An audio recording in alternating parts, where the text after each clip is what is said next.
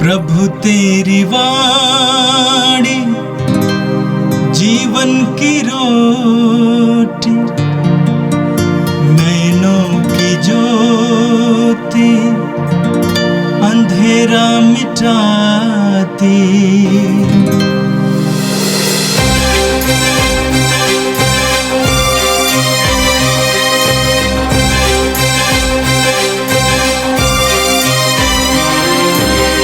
प्रभु तेरी वाणी जीवन की रोटी, नैनों की ज्योति अंधेरा मिटाती। प्रभु तेरी वाणी जीवन की रोटी, नैनों की ज्योति अंधेरा मिटाती। वाणी वाणी वाणी वाणी वाणी पवित्र है, शाश्वत है, जीवन का मन्ना है। 8 जून शनिवार। पहला पाठ नबी इसायास का ग्रंथ अध्याय 61 पद संख्याएं 9 से 11। उनका वंश राष्ट्रों में प्रसिद्ध होगा और उनकी संतति का नाम देश विदेश में फैल जाएगा। उन्हें देखने वाले सब के सब जान जाएंगे कि वह प्रभु की चुनी हुई प्रजा है। मैं प्रभु में प्रफुल्लित हो उठता हूँ। मेरा मन अपने ईश्वर में आनंद मनाता है। जिस तरह वर पगड़ी बांधकर और वधू गहने पहनकर सुशोभित होते हैं, उसी तरह प्रभु ने मुझे भक्ति के वस्त्र पहनाए और मुझ में धार्मिकता की चादर डाल दी है। जिस तरह पृथ्वी अपनी उपज उगाती है और बाग बीजों को अंकुरित करता है, उसी तरह प्रभु ईश्वर सभी राष्ट्रों में धार्मिकता तथा भक्ति उत्पन्न करता है। यह प्रभु की वाणी है।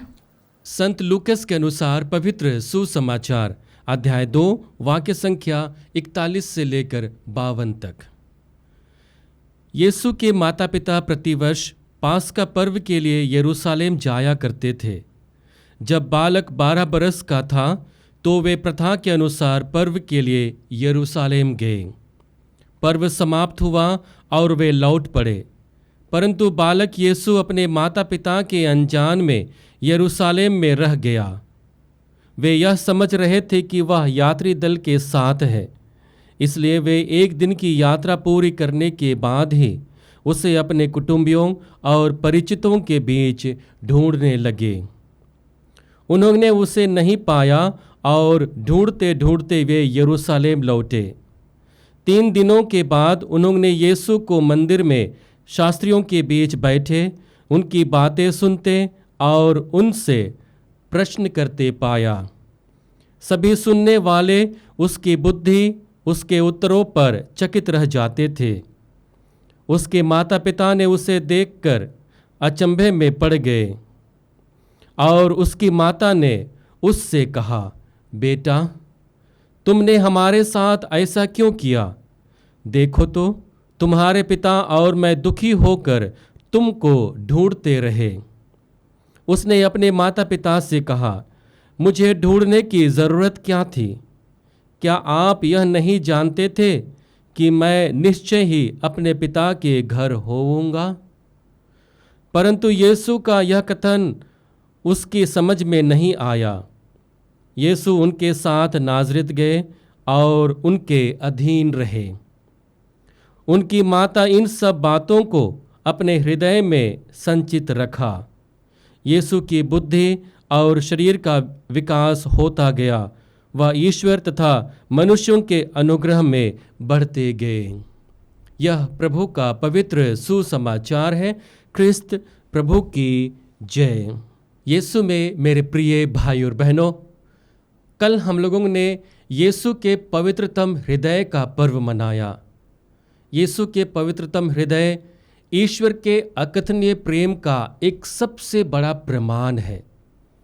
ईश्वर ने संसार से प्यार किया और उस प्यार को अपने पुत्र के रूप में हमारे बीच में दिया।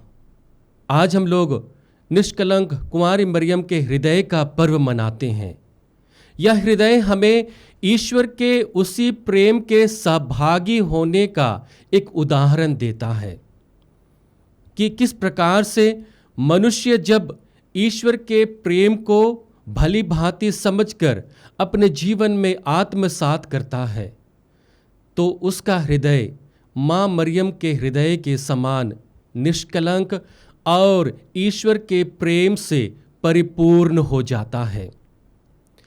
निष्कलंक शब्द का तात्पर्य क्या है? बेदाग, निष्पाप, पाप रहित। हम कैथोलिक कलीसिया में विश्वास करते हैं कि माता मरियम को ईश्वर ने उनके जन्म से पहले ही अपनी योजना के लिए चुन लिया था। जिस विधान को उसने मनुष्यों के सामने प्रकट किया था उसकी पूर्ति के लिए उन्होंने माता मरियम को चुन लिया था, क्योंकि माता मरियम का चुनाव ईश्वर के द्वारा कर लिया गया था, इसलिए उनका जन्म पाप रहित होता है। वह बेदाग जन्मती है, वह जन्म से लेकर मृत्यु तक निष्पाप रहती है। पाप का उसके जीवन में कोई भी प्रभाव नहीं होता है और इसलिए उसे हम निष्कलंक कहते हैं। निष्कलंक होने का दूसरा प्रमाण आज हमें आज के सुसमाचार में मिलता है, जिसे हम वचन के अंतिम भाग में पढ़ते हैं, जहाँ पर वचन कहता है, उनकी माता ने इन सब बातों को अपने हृदय में संचित रखा। ईश्वरीय बातों को, प्रभु यीशु के बातों को संभवतः जिसे वह समझ ना पाई, उसे अपने हृदय में संचित रखा और उन वचनों को हृदय में संचित करके रखना उनके हृदय को, उनके जीवन को पवित्र बनाता है। हम संत लूकस के सुसमाचार अध्याय 2 में 2 बार पढ़ते हैं। वाक्य संख्या 19 में पढ़ते हैं, जहाँ पर स्वर्गदूतों के द्वारा जब गडरिये लोग दर्शन के लिए भेजे जाते हैं और वे लोग प्रभु को अपने बीच पाते हैं, तब वे यूसुफ और मरियम को ईश्वरीय बातों को बताते हैं। वहाँ भी माँ मरियम इन सभी बातों को समझ नहीं पाती है और वचन कहता है कि वह इन सभी बातों को अपने हृदय में संचित रखा और उस पर मनन चिंतन किया। अध्याय 2 वाक्य संख्या 51 में फिर से हम पढ़ते हैं, जहाँ पर माता पिता अपने बेटे को यरूशलेम से वापस लेकर आते हैं और माँ अपने हृदय की वेदना को अपने बेटे के सामने रखती है, लेकिन उसके प्रति उत्तर में प्रभु कहते हैं, क्या तुम नहीं जानते हो कि मैं अपने पिता के घर होऊंगा? इन सभी बातों को संभवतः माता मरियम समझ नहीं पाई। माता मरियम क्या करती है? इन सभी बातों को वह अपने हृदय से लगाती है, हृदय में संचित करती है। हृदय में संचित करने से वह ईश्वरीय योजना को समझती है, ईश्वरीय दया को समझती है, ईश्वरीय योजना के लिए अपने आप के जीवन को समर्पित करती है। हम स्तोत्र 119 वाक्य संख्या 11 में पढ़ते हैं, जहाँ पर वचन कहता है, मैं तेरे वचनों को अपने हृदय में रखता हूँ ताकि मैं पाप ना कर सकूं। यहाँ पर स्तोत्रकार स्पष्ट शब्दों में कहते हैं कि मैं तेरे वचनों को अपने हृदय में रखता हूँ ताकि मैं पाप ना कर सकूं। हृदय में जब हम वचन को रखते हैं, हमारे संपूर्ण जीवन में ईश्वर का अधिकार हो जाता है। यदि बाहरी प्रभाव हमारे जीवन में आता है, सांसारिक प्रभाव हमारे जीवन में आता है, तो वह हमें प्रभावित नहीं कर सकता है, क्योंकि हम पहले से ही ईश्वर के प्रभाव में रहते हैं। और इसलिए स्तोत्रकार कहता है कि मैं तेरे वचनों को अपने हृदय में रखता हूँ ताकि मैं पाप का भागी ना बनूं। हम यूहन्ना के सुसमाचार अध्याय 6 वाक्य संख्या 68 में पढ़ते हैं, जहाँ पर संत पेतरुस वचन के प्रभाव को जानते हैं और यीशु के सवालों का प्रत्युत्तर देते हुए कहते हैं कि प्रभु हम किसके पास जाएं? आपके ही शब्दों में अनंत जीवन का संदेश है। प्रभु के वचन को सुनना, उसे आत्मसात करना, उसे अपने जीवन में लगाना, उसे अपने हृदय में संचित करना अनंत जीवन के भागी बनाता है। और संभवतः पेतरुस इस बात को भली भांति समझ गया था। इसलिए जब प्रभु कहते हैं कि क्या तुम भी मुझे छोड़कर चले जाना चाहते हो, पेतरुस उसके प्रति उत्तर में कहता है कि प्रभु हम किसके पास जाएं? आपके ही शब्दों में अनंत जीवन का संदेश है। जब हम उस वचन को अपने जीवन में घर करने देते हैं, उस वचन को अपने हृदय में रोपते हैं, तो वह हमें अनंत जीवन के भागी बनाता है, अनंत जीवन के फल को पैदा करने के लिए हमें मदद करता है। हम यूहन्ना के सुसमाचार अध्याय 15 वाक्य संख्या 3 में पढ़ते हैं, जहाँ पर वचन कहता है, मैंने तुम लोगों को जो शिक्षा दी है उसके कारण तुम शुद्ध हो गए हो। हमारी शुद्धता प्रभु को अपने जीवन में लाने से होती है। हमारी शुद्धता इस पर निहित है कि हम प्रभु के वचन को कितने अपने जीवन में लेकर आते हैं। यदि हम माता मरियम की भांति प्रभु के वचन को अपने जीवन में संचित करते हैं, संजो कर रखते हैं, उस पर गहन रूप से मनन चिंतन करते हैं, तब वह हमें परिशुद्ध करता है, वह हमें शुद्धता की ओर आगे बढ़ाता है, हमारे जीवन को पवित्र कर देता है, हमारा मकसद पवित्र हो जाता है, हमारी सोच पवित्रता में आगे बढ़ने लगती है और हमारा चहुमुखी विकास होता है पवित्रता को लेकर के, ईश्वरीय वचन को लेकर के। हम यूहन्ना के पहले पत्र अध्याय 2 वाक्य संख्या 14 में पढ़ते हैं, तुम में ईश्वर का वचन निवास करता है और तुमने दुष्ट पर विजय पाई है। यहाँ पर यूहन्ना अपने पत्र में लोगों को यह बताने की कोशिश करता है कि जो वचन तुम्हारे जीवन में विद्यमान है, वह वचन तुम्हें बल देता है अपने दुष्टों से लड़ने के लिए, अपने दुष्टों पर विजय पाने के लिए, अपने बैरियों का पतन करने के लिए। और इसलिए हमें यह समझने की आवश्यकता है कि वचन हमारे जीवन को कितना प्रभावित कर सकता है जब हम उस वचन को अपने हृदय में लगाते हैं, अपने हृदय में उसे संजोते हैं, अपने हृदय में उसे लेकर आते हैं। हम इब्रानियों के नाम पत्र अध्याय 4 वाक्य संख्या 12 में पढ़ते हैं, जहाँ पर वचन के प्रभाव को पत्र के रचयिता हमारे सामने रखते हैं और कहते हैं, ईश्वर का वचन जीवंत, सशक्त और किसी भी दुधारी तलवार से तेज है। वह हमारी आत्मा के अंतरतम तक पहुंचकर और हमारे मन के भावों और विचारों को प्रकट कर देता है। वचन कहता है कि ईश्वर का वचन दुधारी तलवार के समान तेज होता है, जो हमारे हृदय के अंतरतम में जाकर हमारे मनोभावों और विचारों को प्रकट कर देता है। वह विचार जो ईश्वर के अधीन है, वह विचार जो ईश्वरीय ज्ञान से परिपूर्ण होता है। और इन विचारों को जब हम अपने जीवन में लेकर आते हैं, तो हम दैनिक जीवन के जितने भी कठिनाइयां हैं, समस्याएं हैं, उन सभी का हम चुनौती करने के लिए, सामना करने के लिए हम सक्षम बन पाते हैं। यीशु में मेरे प्रिय भाई और बहनों, माता मरियम के निष्कलंक हृदय का भक्ति का उद्देश्य संपूर्ण मानव जाति को ईश्वर से जोड़ने का है।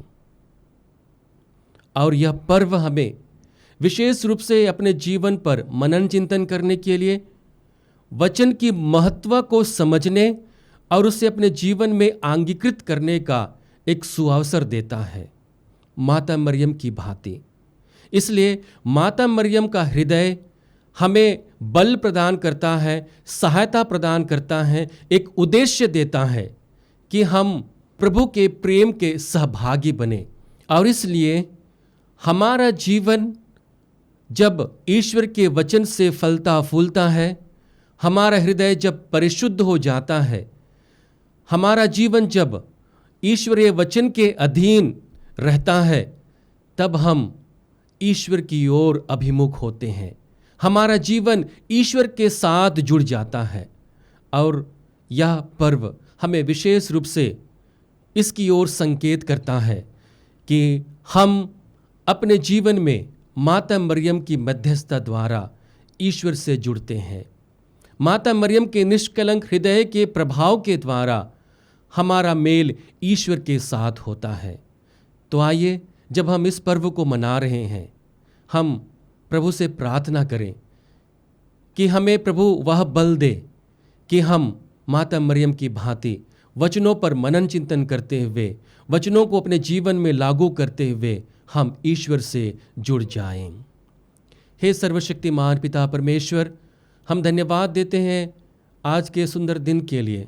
धन्यवाद पिता, हमें माता देने के लिए जो निष्कलंक है, जो बेदाग है, जिनका हृदय तेरे प्रेम से भरा हुआ है। वही हृदय हमें तेरी ओर अभिमुख होने के लिए मदद करता है। प्रभु, जिस प्रकार से तूने माता मरियम को यह सौभाग्य दिया कि वह तेरे प्रेम को, तेरे अकथनीय प्रेम को अपने संपूर्ण जीवन में अनुभव करे और उसी प्रेम के लिए अपने आप के जीवन को समर्पित कर पाए। और जैसा कि प्रभु हम उनके पवित्र हृदय का पर्व मना रहे हैं, हमें बल दे प्रभु पवित्रता में आगे बढ़ने के लिए, वचन के महत्व को समझने के लिए और वचन को अपने हृदय में संजो कर रखने के लिए, उस पर गहन रूप से मनन चिंतन करने के लिए। प्रभु, आज विशेष रूप से हम धन्यवाद देते हैं वचन को बोने वाले हर एक लोग जो बहुत सारे माध्यमों के द्वारा लोगों को देने की कोशिश करते हैं। प्रभु, तो उनके साथ रहना, उनके जीवन में रहना, उन्हें पवित्र आत्मा का वरदान देना, ताकि वे अधिक से अधिक लोगों को माता मरियम की मध्यस्थता के द्वारा तेरी ओर अभिमुख करने में सक्षम बन पाएं। वचन की घोषणा के द्वारा उन्हें पवित्रता में आगे बढ़ने के लिए मदद कर पाएं, ताकि हम एक साथ मिलकर अच्छे हृदय को लेकर के, अच्छे स्वभाव को लेकर के, अच्छे मनोभाव को लेकर के और वचन के अधीन अपने जीवन को जीते हुए तेरी ओर अभिमुख होते हुए तुझसे संयुक्त हो सके और युगानुयुग तक तेरी स्तुति और प्रशंसा कर सके। हम यह प्रार्थना करते हैं हमारे प्रभु ख्रिस्त के द्वारा, आमीन। प्रभु तेरी वाणी जीवन की रोटी, नैनों की ज्योति अंधेरा मिटाती।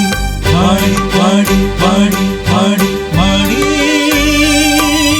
पवित्र है, शाश्वत है, जीवन का मन्ना है।